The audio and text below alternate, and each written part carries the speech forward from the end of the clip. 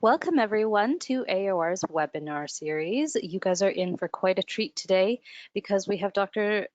Sarah Zaddik, naturopathic doctor on addressing hypothyroidism and Hashimoto's thyroiditis. So we are learning all about your thyroid and how it relates to your adrenal gut health. So just a few housekeeping items that I wanted to go through today with you. My name is Dr. Navneet Nibber. I'm a medical advisor with AOR. I'm going to be the host and moderator for today's presentations. So we will be taking questions and Dr. Zaddik will be able to go through them at the end. If you look to the right of your screen, there's a little question box. You can put any of your questions in there, and throughout the presentation, I'll be addressing them. If it doesn't get answered, do not worry. We will address it at the end with Dr. Zaddik. So please note that the presentation is being recorded for future distribution. The content of this webinar has not been evaluated or the FDA, and it is meant to be educational in nature and should not be taken as specific medical advice. We always want everyone to be consulting a qualified medical professional to see if a diet, lifestyle change, or supplement is right for you. Any of the supplements we're mentioning today are not intended to diagnose, treat, cure, or prevent any disease, and the opinions of their guests and host are those of our own and may not necessarily reflect those of advanced orthomolecular research. Now, with all that housekeeping business aside, let's meet today's presenter. Dr. Sarah Zaddik is a naturopathic doctor, board certified and practicing in Whitby, Ontario. She is licensed in Ontario with a clinical focus very much on women's health, endocrinology, and fertility, making her kind of the perfect person to talk to about this. She uses the latest evidence-based medicine, orthomolecular medicine, botanicals, and antioxidant therapies to help patients correct hormonal imbalances and immune disorders, including endometriosis, polycystic ovarian syndrome, hypothyroidism, painful or irregular menstruation, and challenges with fertility. So without further ado, I will turn it over to Dr. Zaddik. Welcome, and thank you so much for joining us. Thank you, Neerat, and thank you to everyone who's joining us today. We're going to be talking, like Neerat mentioned, all about hypothyroid conditions, including Hashimoto's hypothyroidism, and especially with respect to integrative treatments. So in our first half today, we're going to talk about how to manage cases where patients come to you already on, say, a medical treatment like levothyroxine, and how to co-manage those patients, as well as if patients are coming to you because you can prescribe either natural desiccated thyroid or levothyroxine, and how to balance both prescribing as well as natural and nutritional interventions. Okay, so Neerat kind of already mentioned these disclaimers, and then just a little bit about me. So as a disclosure, I am a technical writer for AOR. I've been doing that for quite a while now. So let's just jump right in. I wanted to first address assessment and testing of thyroid function. So for today, because we're all pros, I'm not going to go into the HPT axis and kind of go through the actual function of thyroid hormones. We're going to go right into assessment. So in general, diagnosis is made by lab testing and specifically with using TSH. And this applies especially to medical doctors who will, unlike some naturopaths, will just use TSH as their measurement instead of doing the full range of a thyroid panel like some of us would. So in general, you're looking for a range optimally between about 0.2 and 2.0, but that can actually inch a little bit higher to the 2.5 range and even up to a value of 4. It really depends on your patient, their age, and other demographics as well. So we do know that as patients age, especially in our elderly, you can have a higher TSH and have it still be normal and be asymptomatic. We do know that a TSH greater than 2.5 is associated with a higher prevalence of having our Tpo antibodies and an overall higher risk of it progressing to a clinical hypothyroid picture. So overall, the idea is we just don't want to overtreat our patients if they are in that 2.5 to 4 range. Now, if they're in, a 3 to 4 range and very symptomatic, then that's a different story. But it doesn't necessarily mean just because a patient has a TSH of 4 that they are automatically hypothyroid. And then when we do test, it's also important when to test your patients. So TSH levels can fluctuate.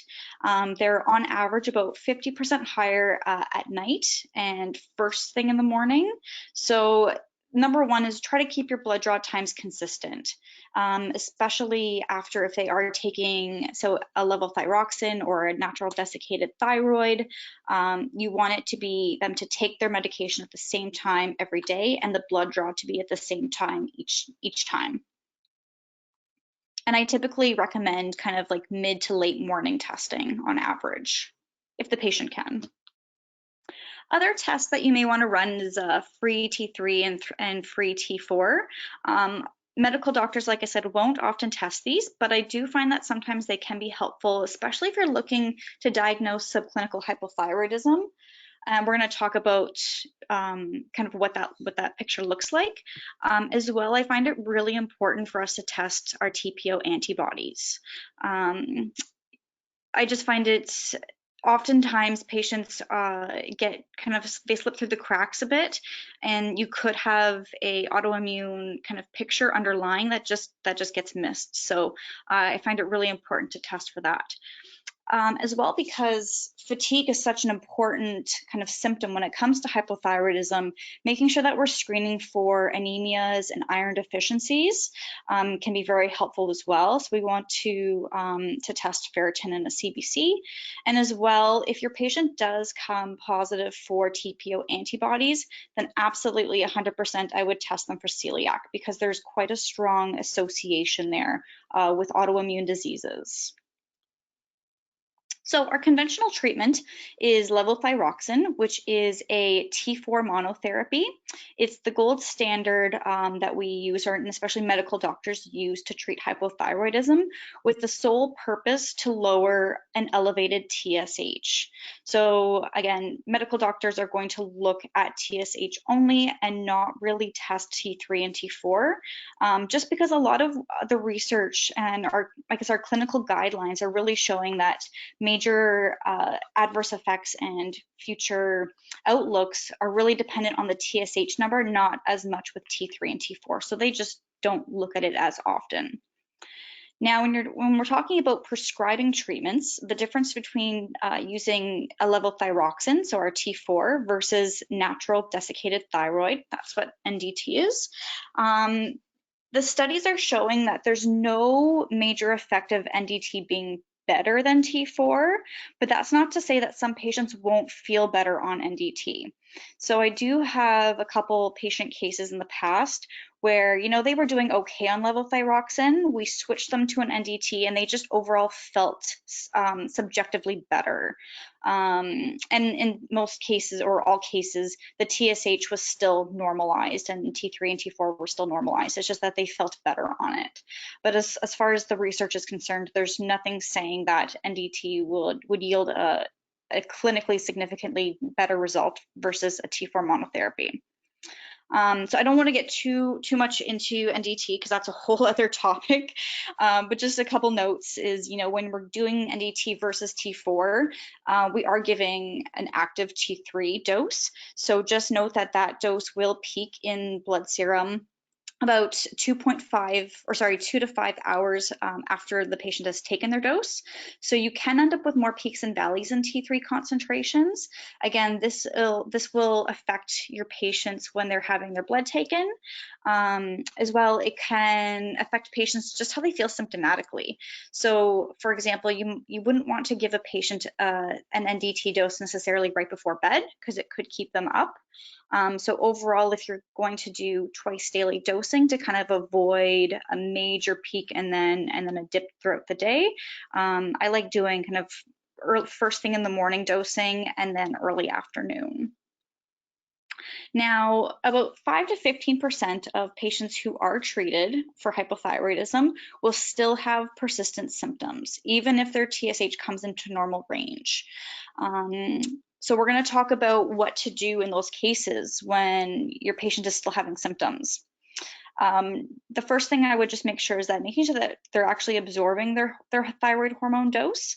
So avoiding coffee would be the first thing. And then secondly is your mineral applications. So things like calcium, iron, and mostly our antacids. Okay, so subclinical hypothyroidism. This is where your patient on lab testing has an increased TSH, but normal T3 and normal T4. It's still possible in this case to have anti-Tpo antibodies, and that's basically diagnostic of Hashimoto'S, or I have here AH, which is autoimmune hypothyroidism. So just for note for the rest of the presentation, I note Hashimoto'S as AH, just for reference. In about 50% of cases, it will resolve spontaneously within about 2 years. However, some cases can progress to an overt hypothyroidism. And about 70% of patients have no symptoms at all. So in these cases, it's less likely to use a levothyroxine because there's not always a major clinical benefit. But this is where our medicine also comes in handy, where we can kind of try to blunt this turning into an overt hypothyroidism before the patient becomes symptomatic. So why should we treat it? There are associations with negative effects in the body. So it can affect our metabolic, cardiovascular, neuromuscular systems. There's been quite a strong association with dyslipidemia and having abnormal cholesterol levels. As well, it has been shown to worsen pre-existing depression and bipolar disorders. And some patients have reported feeling intolerance to exercise and musculoskeletal dysfunction as well. So like I said, in about 30% of cases, you're going to see some symptoms, and those symptoms can be dramatic enough to really decrease the quality of life for patients. As well, if you have a patient who is looking to become pregnant or is pregnant, this is where a lot of our risks are quite significant.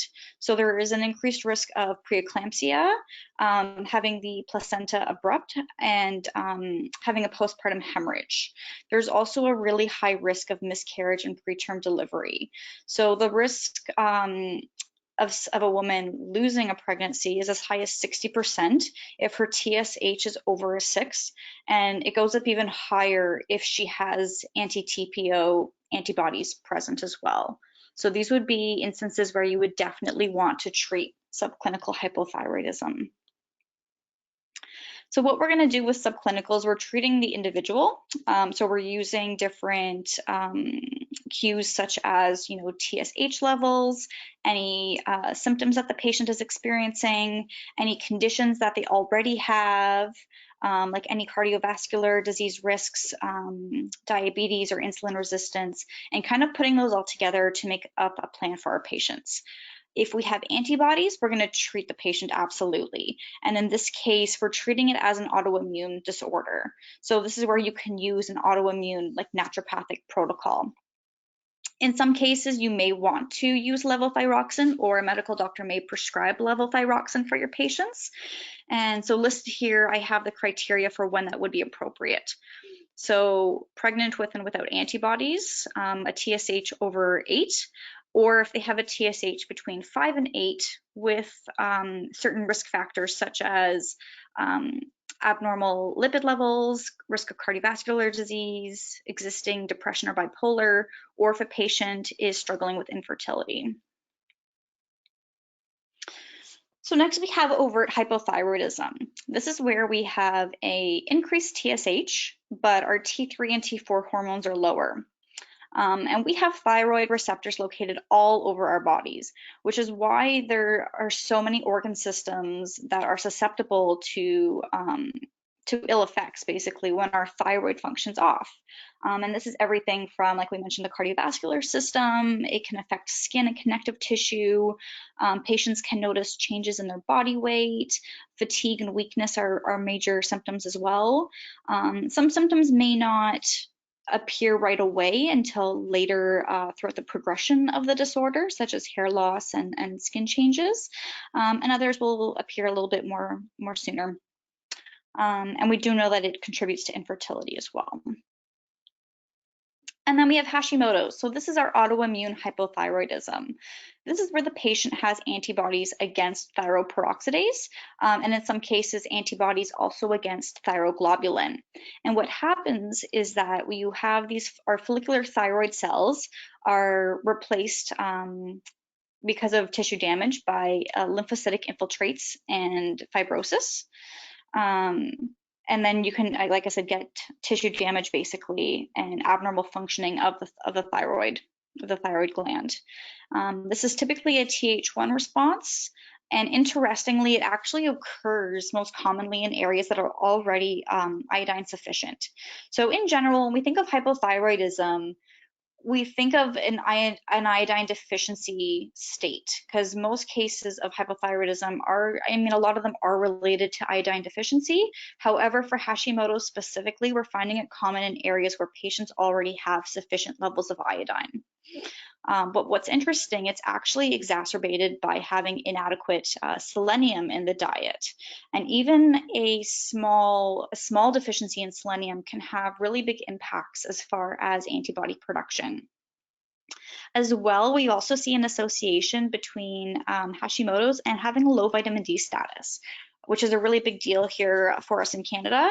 And although we think that now that summer's coming, that a lot of us are going to be getting some extra vitamin D, I do find that even with sun exposure, a lot of us are still deficient or low optimal vitamin D status. So we also have the effects of cytokines and inflammation in Hashimoto's. So cytokines can modulate the growth and function of thyroid cells. And we do see that there is a stronger expression of pro-inflammatory cytokines in the thyroid gland in patients that have autoimmune hypothyroidism.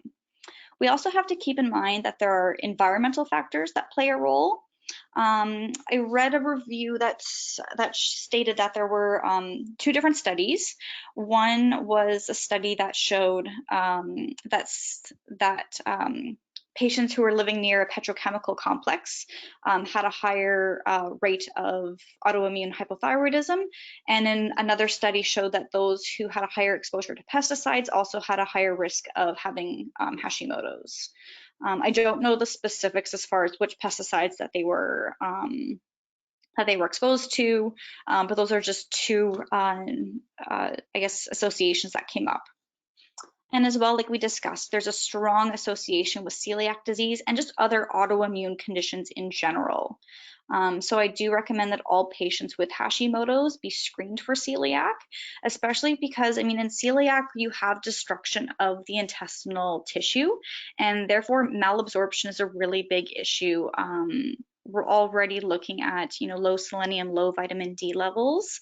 And so if a patient has multiple nutritional deficiencies, one, it can kind of promote an autoimmune disorder, but 2, it can also cause these nutritional deficiencies can lead to other symptoms as well and other disorders.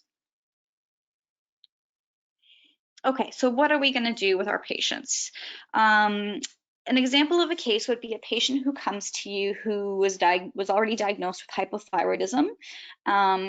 This patient was, say, treated with levothyroxine, and her TSH levels have come down significantly from a 12 to about a 1.5. So her dose hasn't changed. She's really stable. TSH is in, that optimal range. Most of her symptoms that she started out with a year ago have disappeared, but she still is experiencing fatigue and she's unable to lose weight. So she comes to you asking about, is it possible to test T3 and T4? I heard that, these are other parameters that we should be looking at. And she's wondering if her dose of levothyroxine should be changed to help her to feel a bit better. So very commonly, when patients are on levothyroxine, TSH will come into normal range. That's its whole purpose. And you will see an increase in T4, which again makes sense because it is T4. And T3 can be low normal. Now, this doesn't mean that it's an abnormal reading. So the takeaway here would be to not overtreat patients who have a low normal T3. This is a normal picture. The patient being symptomatic could be because not just from thyroid function, it could be from multiple other factors in her life. So fatigue, for example, is a symptom of multiple other ailments and different issues, as well as the inability to lose weight. So things that I would investigate first would be her sex hormones, looking at her estrogen and progesterone levels, maybe doing a background into what her cycles are like if she's still menstruating, looking at her stress hormones, and that could just be, getting a feel for what her lifestyle is like if she's experiencing stress. Or you could also alternatively do cortisol testing, looking at her first morning cortisol levels, or, a 4-point throughout the day cortisol curve. As well, you want to address dietary factors that could be impeding her ability to lose weight, as well as her exercise regime and if it's appropriate for her. So in these instances, one thing I would screen for, especially when it comes to stress, is if your patient is overstressing themselves trying to be healthy. And what I mean by that is the patient who goes kind of a little too crazy or a little too hard with cardio workouts, especially women. So I do find that women trying to lose weight will think that, cardio is the way to go. They'll push themselves a little too hard, or they might just be exercise enthusiasts and just love the feeling of doing lots of cardio. And so if they're pushing themselves for, 60 minutes or longer than an hour, then we find that this can actually put more stress on the body. And that could also impede her ability to manage fatigue and weight management, basically. And of course, we want to look at insulin resistance as well, and if there's any abnormalities there. Tweaking her levothyroxine dose won't actually help. It's because it's already done exactly what it's supposed to do. It's already lowered her TSH into normal level. So changing a levothyroxine dose isn't going to make the patient feel better necessarily. A small population of patients may have conversion issues.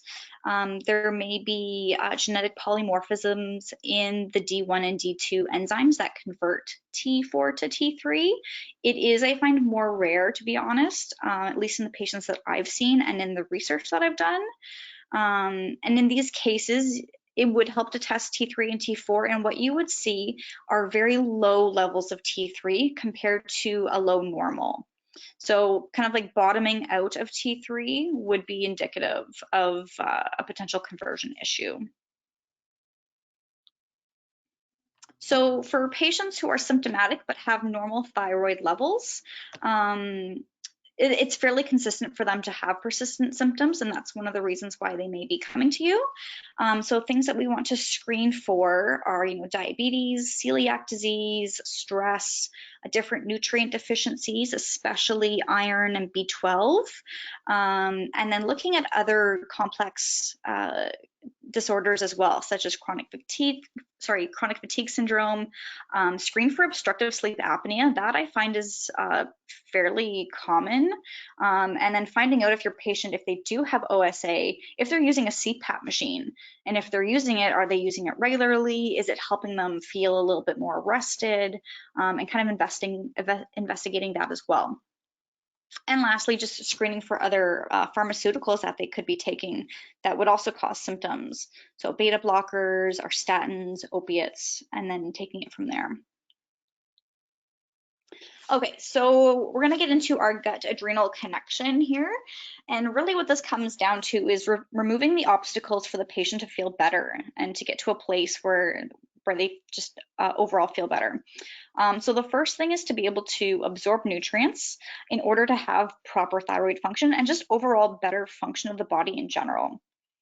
This is especially important in our autoimmune diseases. And we also find that there's a link between our actual gut bacteria and function of the thyroid hormone, or sorry, function of the thyroid. So for example, there was one study that showed that dysbiosis in the gut can lead to abnormal absorption of tryptophan in the intestines. The link that I saw for this one was more closely related to Graves' disease, but it does illustrate how our gut microbiota can really affect absorption of nutrients. And as well, they've shown that the lipopolysaccharide from gram-negative bacteria, so that's the endotoxin that's in the cell wall of bacteria, can also influence thyroid function. So these lipopolysaccharides can induce cytokines that actually inhibit D1 and D2 enzymes. And like I mentioned earlier, these are the enzymes that can convert T4 to T3. As well, lipopolysaccharides can decrease the expression of actual thyroid hormone receptors in the liver as well. So all reasons to make sure that our patient's gut function is optimal. You may want to use certain probiotics or substances like glutamine or zinc carnitine to kind of solve any inflammatory gut problems for proper gut microbiota balance and an ability to actually absorb and utilize nutrients. As well, they've also shown that the short-chain fatty acids from bacteria actually work with T3 to maintain the intestinal epithelium. So they actually travel together in the intestinal lumen to keep the gut functioning properly. And then I found one animal study that showed that using the probiotic L. reuteri could actually improve thyroid function by increasing T4 levels. They found that the mice that were treated with this probiotic also were slimmer and more active than mice that weren't treated. And lastly, so gut dysbiosis can also lead to reduced T3 sulfate to T3 conversion. And T3 sulfate is just like a reservoir of T3 that can be converted to T3 when the body needs to. And interestingly, about 20% of our serum T3 actually originates from the intestines, making the gut even more important for thyroid function. Okay, and stress. We know that stress affects pretty much every aspect of our well-being in our bodies. Stress can increase inflammation in the body. We know that chronic stress in general is associated with decreased activity of the hypothalamic pituitary thyroid axis. And I did find one preliminary study from last year that showed that when patients were under an acute stressor, they had a significant increase in their TSH levels, though no change in T3 or T4. Okay, so let's jump into now our nutritional interventions that you can use for hypothyroidism in all stages, so subclinical, overt, and Hashimoto's. So the first one is L-Carnitine, and this one specifically has been used for fatigue in hypothyroidism. This would be a great option for patients who are still symptomatic, though have normal TSH levels. So the idea is that the thyroid hormone can stimulate carnitine-dependent transport of fatty acids across the mitochondrial membrane. So it's been suggested that in patients who have hypothyroidism, they have a lower biosynthesis of carnitine. So ideally, T4 should actually promote the production of carnitine, but it also accelerates the use of carnitine through this mitochondrial fatty acid oxidation. So fatigue could come up if the patient's using or running through their carnitine faster than they're able to produce it. So there was a double-blind placebo-controlled study that looked at 60 patients who were being treated with levothyroxine for primary hypothyroidism. All patients had a stable TSH in normal range, but were still experiencing fatigue. So they were randomized to receive L-Carnitine, so 990 milligrams twice a day for 12 weeks. And they looked at physical and mental fatigue scores, as well as the severity of that fatigue. So in the carnitine group, these scores were significantly more decreased compared to the placebo group. So just looking at the numbers here, in the carnitine group, you have 75, 54, and 50% of patients having improvement in these severity and symptom scores. So that's fatigue severity, physical fatigue, and mental fatigue scores, respectively, compared to only 20, 24, and 24% in the placebo group. And this was statistically significant. Okay. Zinc and selenium. So most of us know how important zinc and selenium both are as minerals in hypothyroid patients. So in this 12-week study, they took 68 overweight or obese women who had hypothyroidism and randomized them to one of 4 treatment groups. So they did zinc and selenium together. They did a zinc on its own, a selenium on its own, and just placebo. And the results of the study were that in the groups that were given zinc in general, they found an increase in T3. And they also found a significant increase in T4 and a decrease in TSH in the group given both zinc and selenium. Selenium is one of my go-tos in Hashimoto's.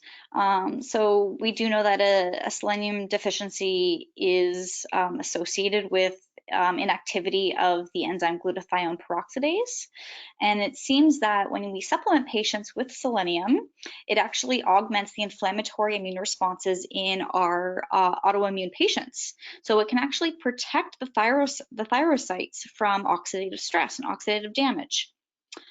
We do find that it's really common for patients when they have a selenium deficiency to have a normal TSH and a high T4. You may also see a higher T4 to T3 ratio. And of course, selenium plays a huge role in the function of our D1 and D2 enzymes, so playing a major role in the conversion of T4 to T3. And then there have been 3 different and major meta-analyses that have shown that when you supplement patients with selenium, and specifically doses that are used are 200 micrograms of selenomethionine, it can actually suppress Tpo antibodies in autoimmune hypothyroidism. All right, so then a few other studies have looked at using myo-inositol with selenium in cases of Hashimoto's. So myo-inositol is a really important molecule that regulates, it basically increases the sensitivity of thyrocytes to TSH, and it's involved in one of the first steps of thyroid hormone production.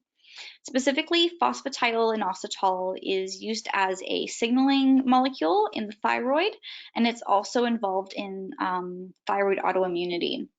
So the first study that I found was in 2013, where this group of researchers were looking at 48 women with subclinical hypothyroidism who also had high antibodies as well, and they were randomized to receive kind of a lower dose of selenium or a selenium with 600 milligrams of myo-inositol daily for 6 months.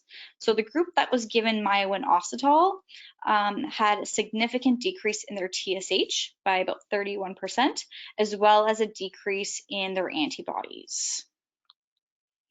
So the same group later in 2017 did a follow-up study using 168 patients with Hashimoto's with a TSH between 3 to 6. So again, patients were randomized to receive either selenium alone or in combination with the myo-inositol. So those who were given the combination had a significant decrease in TSH, higher T4 levels, and lower antibodies compared to compared to their baseline. And then as well, when you compared groups, there was significantly lower TSH levels, higher T4, and lower antibodies compared to the selenium-only group. As well, they found that patients in both groups, after the 6 months of treatment, all patients, or both groups, I should say, noted improved symptomology at the end of the study. And then a third study that I found as well from 2017 was looking at 21 patients with normal thyroid levels, but who had positive or elevated antibodies, and again gave them either selenium with the myo-inositol twice daily for 6 months, and they found that TSH levels significantly decreased after treatment. And they found that the effect was more so in patients who had a slightly higher TSH, so in that 2 to 4 range, compared to those who were already in a normal range of 0.8 to 2. No change in T3 or T4, and they did find that antibodies decreased, but it was not significant. So I did want to write that it was by about 160 IUs per milliliter on average, which is still a fair amount, I would say. So overall, using myo-inositol with selenium can decrease the risk of our patients going from, say, a subclinical hypothyroid picture and it developing, or even going from a Hashimoto's picture, going into completely like overt hypothyroidism. All right, vitamin D. So as we mentioned earlier, vitamin D deficiency is very much associated with autoimmune hypothyroidism. As well as just overt hypothyroidism in general. And when we talk about vitamin D insufficiency, we're talking about levels that are less than 75 nanomoles per liter. So you don't have to have a frank deficiency, even an insufficiency has a strong association there. So in one placebo-controlled study, they took 42 women with Hashimoto's and gave them either 50,000 units of vitamin D or a placebo once a week for 3 months, and found that the vitamin D group had a significant reduction in antibodies and TSH compared to their baseline. And then selenium. So this was a systematic review using 16 controlled trials. They looked at patients who were both on levothyroxine and those who were not, and found that regardless of if they were on levo or not, they had significant decreases in their antibodies after 3 months of using selenomethionine. So going into dietary interventions, so the gluten-free diet seems to be very influential in these cases. So there was a 2018 study that looked at women who had positive antibodies, who had Hashimoto's, but otherwise normal thyroid function. As well, these patients didn't have any symptoms of celiac, but they did come up positive for anti-transglutaminase antibodies. So all patients have started the study with gluten already in their diets, and then they took one group from that study and put them on a gluten-free diet, basically. So after 6 months of being on a gluten-free diet, they found that there was a significant reduction in both antibodies from baseline, and it was significantly lower compared to the gluten-consuming group. The gluten-free group also had a significant increase in vitamin D levels after 6 months. Okay, and I wanted to also address goitrogens. These come up quite frequently, I think, for us. Patients will also, they want to know what foods can help thyroid function, which foods can impede thyroid function, and I just find these come up quite a lot. Just on the internet in general, on people's blogs, in the research. So I wanted to address kind of what that looks like for our patients. So there are foods that contain these glycosinolates that interfere with the metabolism of iodine. And we know that these include, our brassica vegetables, things like soy, turnips, arugula. Typically, these compounds are inactivated by cooking, but the amount of goitrin in each of these foods actually differs between the type and species of vegetable. So there was one study that actually looked at the different vegetables and their goitrin levels to determine which ones would be most detrimental to patients with hypothyroidism. So what they found was that vegetables such as collards, Brussels sprouts, and Russian kale had enough goitrin in them to actually decrease iodine uptake. But other ones such as commercialized broccoli, turnips, bok choy, especially our Chinese greens and other kale species actually have less goitrin in them and therefore serve a really minimal risk to our patients. As well as soy being one of those. So I have found mixed results in the literature. Overall, it doesn't necessarily increase the progression of subclinical hypothyroidism to an overt hypothyroidism. One study in 2018 found that there wasn't actually any difference in T3 or T4 levels in those that took soy isoflavones as a supplement, but they did find that TSH did increase slightly.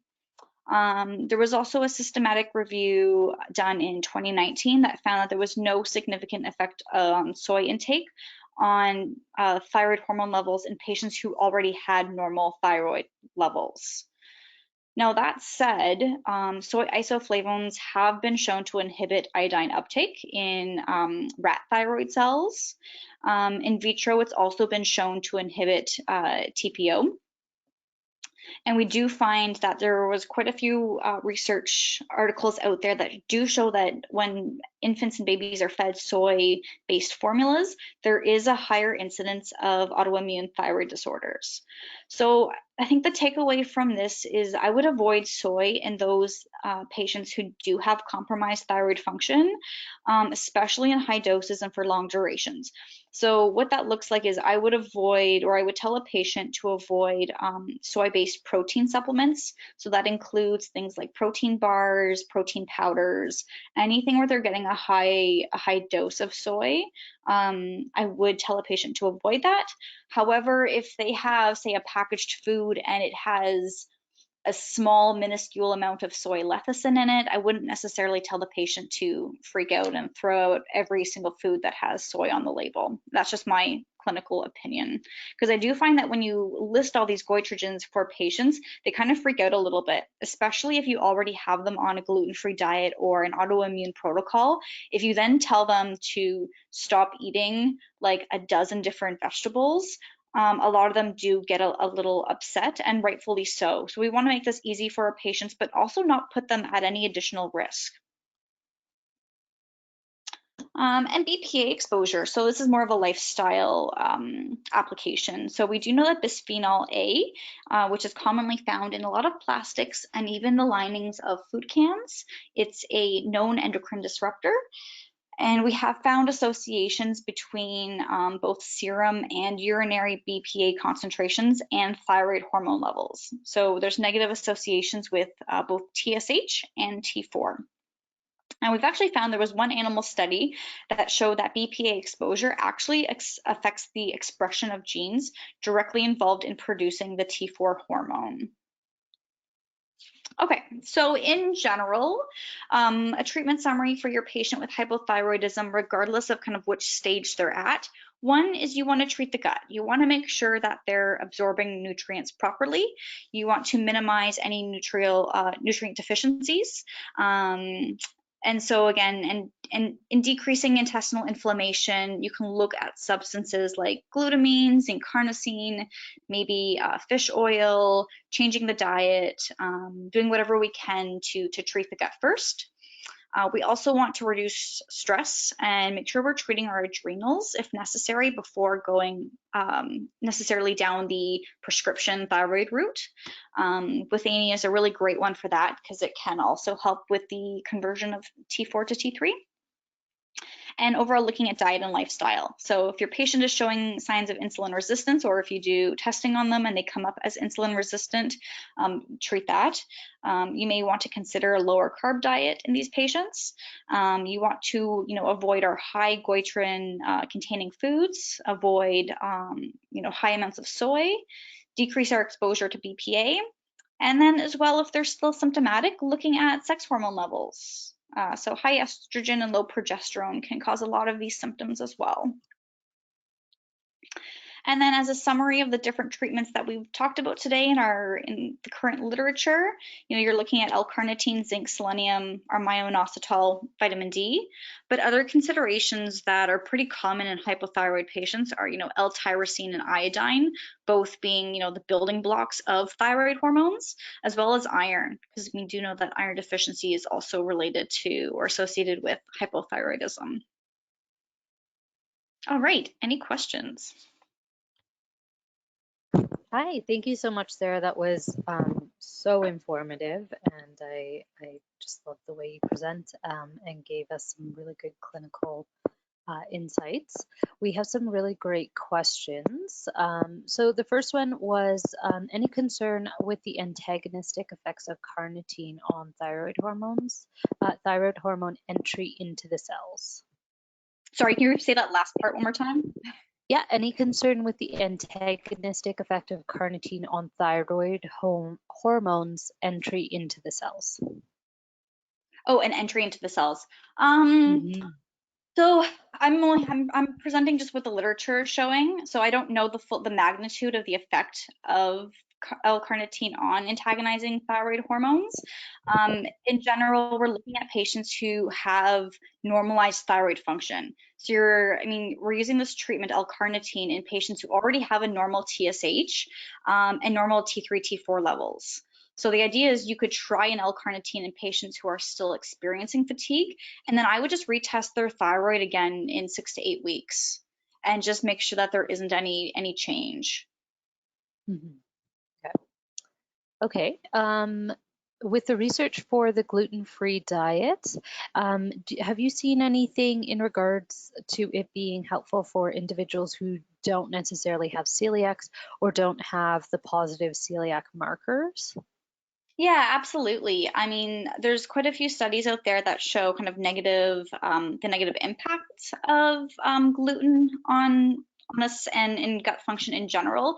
So it being able to, for one, increasing zonulin levels and having increased zonulin cause issues with gut function, even if you don't have celiac, and just inflammatory markers in general. So not everyone's going to have an issue with gluten. I think that's a really big kind of take home there, is that there are some people who can handle, small amounts or moderate amounts of gluten, and there are others who have major susceptibilities, and that could be because of a genetic component, or just the way that their body works. They are more susceptible to inflammation because of gluten.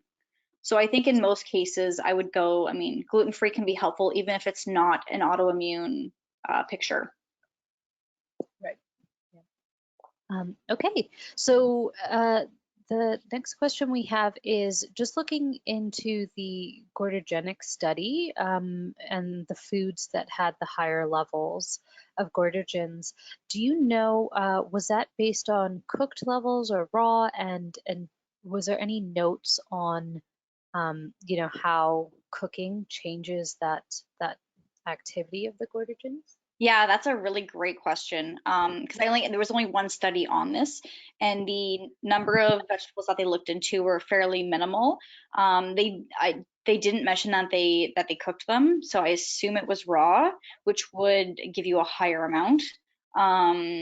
The authors did note that cooking foods like this does kind of minimize the risk, but not at which magnitude. So I really don't know.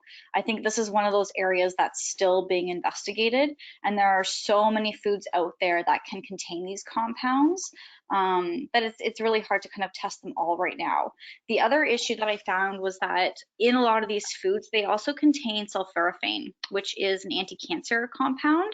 And so when we cook these foods, so a good example would be like broccoli sprouts. So broccoli sprouts being really high in sulforaphane, once you cook it, it kind of decreases the amount of that compound in it. Now, again, to what magnitude, I'm not sure. But if you're looking for sulforaphane, you want to eat those vegetables raw, whereas for goitrins, to minimize risk, cooking would always be better. Right. It's always finding that balance, and as you said, a lot of that research just isn't there yet. So hopefully this induces a lot more research Yeah. in the field.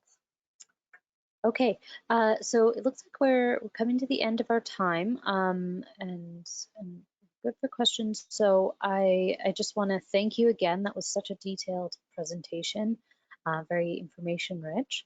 So if anyone does have additional questions, oh, actually, we just got one coming here. So it's actually for weight loss support in patients with hypothyroidism when they're medicated. I know you mentioned some of the L-Carnitine with that, but if TSH levels are optimal and the weight loss isn't shifting, are you still then going to more of those other factors, the cortisol and the sex Yeah, hormones? absolutely. So sex hormones being one of them. So again, looking at estrogen, progesterone levels, and then cortisol. And then looking, like I said, at both dietary and exercise factors. So making sure that the patient is kind of following the right guidelines for their body and their body type. So some people do better with weight loss when they do more resistance and weight, like body weight exercises, I find, rather than just doing cardio. And some people do better with cardio. It really just depends on the person. But I find building muscle especially can be very, very helpful, especially in women. So yeah, even just resistance work, body weight work can make a big difference in weight loss for women. That's actually such a good point. And I think with the access to more of the genetic testing, a lot of them can actually tell you kind of your propensity or patient's propensity to different Yeah, types of exercise, right? So that's pretty cool. yeah, it's really exciting. Yeah, it's a cool time to be doing this. We just have so much more access to information. So we also have another question in regards to reducing anti-TPO antibodies to zero. Have you ever seen that in practice, that you can somewhat reduce it, but actually fully getting it to zero? Is that something that you've Yeah, seen? I've never actually had a patient go right down to zero. I've had them come really close though. So even like below 10. I've had patients hovering around like the 6 to 13 mark. And that to me was a huge win because the patient started off, somewhere between like 3 and 500, I think she was at. So coming down so significantly for me, that's a huge win. And that's really all we can hope for. You want to get as close to zero as possible, but it's not always going to be the case. So, and in these patients, we find that autoimmune disorders are typically are more common with them. So what I mean by that is that if they have one type of autoimmune disorder, they're more likely to have others.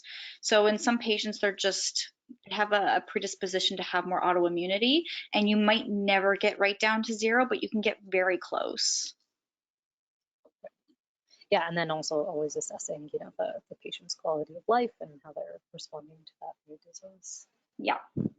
If they're getting close. So we have a practitioner asking about patients who are medicated with the levothyroxine um, are some of the natural alternatives, are people looking at them to start weaning a patient off of medication, or are you always kind of doing these with the idea that they're going to be consistently still taking?